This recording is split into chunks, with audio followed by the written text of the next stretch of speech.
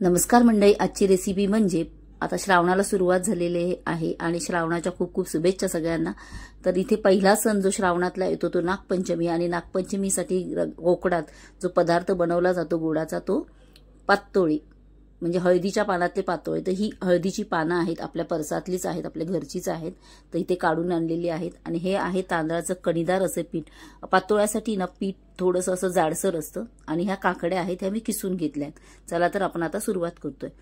तर इथे काकडी मी अशी किसून घ्यायची आपल्याला काकडी आणि ती शिजवून घ्यायची आपल्याला। तर हे जे पीठ आपण उकड करतो तर ही काकडीमध्ये केलं तर एक छान असा स्वाद येतो। तर इथे मी काकडी बघा झालेली आहे आणि ते शिजवत ठेवते। त्याच्यामध्ये पाणी टाकलंय, तूप टाकलंय आणि चवीनुसार मीठ टाकलंय आणि ते शिजत ठेवलंय। आता हे शिजलेलं आहे, त्याच्यामध्ये आपल्याला ते पीठ टाकून घ्यायचं आणि मोदकाची जशी उकड करतो अगदी त्याच प्रकारे ते करून घ्यायचं आहे। तर इथे म्हणजे उकळलेलं आहे आणि काकडी शिजलेली आहे, त्याच्यामध्ये आता मी हे पीठ टाकून घेते। आपण मोदकासाठी अगदी बारीक पीठ वापरतो, पण इथे आपल्याला हे कणीदार पीठ वापरायचंय। छान असं मिक्स करून झालं की त्याच्यावर 2 मिनिटं झाकण ठेवायचं आणि ते वाफवून घ्यायचं आणि मग गरम असताना ते चांगलं मळून घ्यायचं। तर इथे बघा झालेलं आहे। आता मी 2 मिनिटं ते वाफवून घेते, थोडंसं पीठ मला लागेल असं वाटतंय तर ते त्याच्यामध्ये मिक्स करून घेते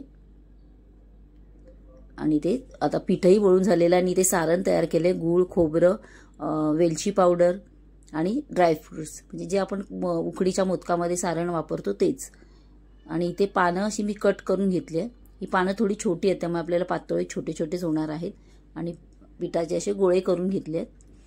आणि जे हे पान आहे हळदीचं त्याच्या सरळ साईडनी मोठी जी लांब पानं असेल त्याचे 2 तुकडे करायचे आणि लहान असेल तर तसंच करायचं। पाण्यामुळे काय होतं हाताला पीठ चिटकत नाही आणि चांगलं एकसारखं थापलं जातं। पीठ थापताना अगदी अशी पातळ थापायचं।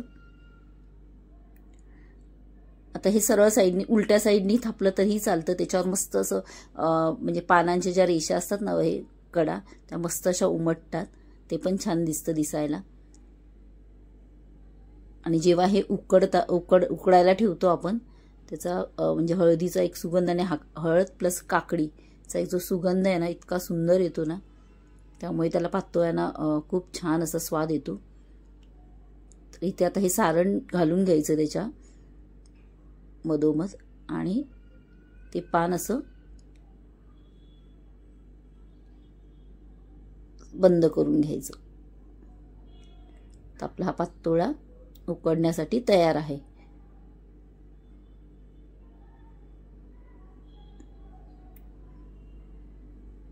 तर आता मी अजून एक करून घेते आणि सगळे करून घेते आणि ते उकडायला ठेवते। उकडताना तुम्ही मग मोदक पात्रात पण उकडू शकता किंवा इडलीचं आपलं भांडं असतं त्याच्यामध्ये उकडू शकता किंवा तेही नसेल तर आपल्या टोपामध्ये पाणी ठेवायचं आणि त्याच्यावर आपले चाळणी असते ना स्टीलची त्याच्यामध्ये उकडायला ठेवू शकता। एक 10 ते 12 मिनिटात ते तयार होतं, कारण उकडलेलंच पीठ असतं, सारण आपल्याला शिजवलेलं असतं ते खोबरं वगैरे, त्यामुळे जास्त वेळ असा लागत नाही।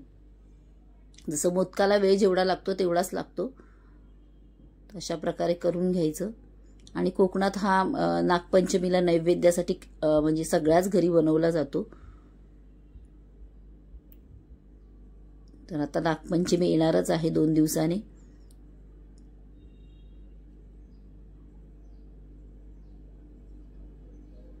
अशा प्रकारे भरून घ्यायचं।